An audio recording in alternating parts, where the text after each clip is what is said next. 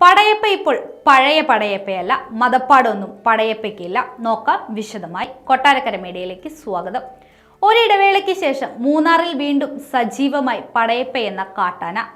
കല്ലാറിലെ മാലിന്യ സംസ്കരണ കേന്ദ്രത്തിലെത്തി പച്ചക്കറി മാലിന്യങ്ങൾ കഴിച്ച ശേഷം തിരികെ കാട്ടിലേക്ക് മടങ്ങുന്നതാണ് പടയപ്പയുടെ ഇപ്പോഴത്തെ രീതി.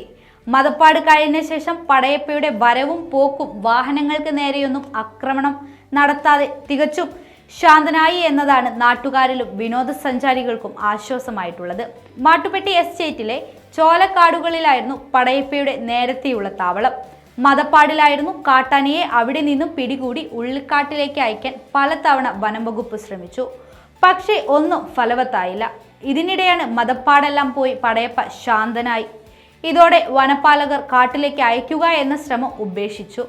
ഇതിനുശേഷം കാണാതായ പടയപ്പ ഇപ്പോൾ ദിവസവും കല്ലാറിലെത്തുന്നുണ്ട്. മൂന്നാർ പഞ്ചായത്തിന്റെ മാലിന്യ സംസ്കരണ കേന്ദ്രമായ കല്ലാറിലെത്തി പച്ചക്കറി മാലിന്യങ്ങൾ കഴിക്കും.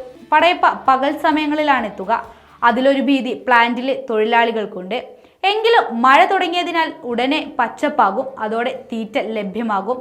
ഇതുണ്ടായാൽ പടയപ്പ കാട്ടിലേക്ക് മടങ്ങുമെന്നാണ് ഇവരുടെ പ്രതീക്ഷ. മാർച്ച് മാസത്തിൽ മൂന്നാറിൽ ടൂറിസ്റ്റുകളുടെയും ചെറുകിട കച്ചവടക്കാർക്കും പടയപ്പ ശല്യക്കാരനായിരുന്നു.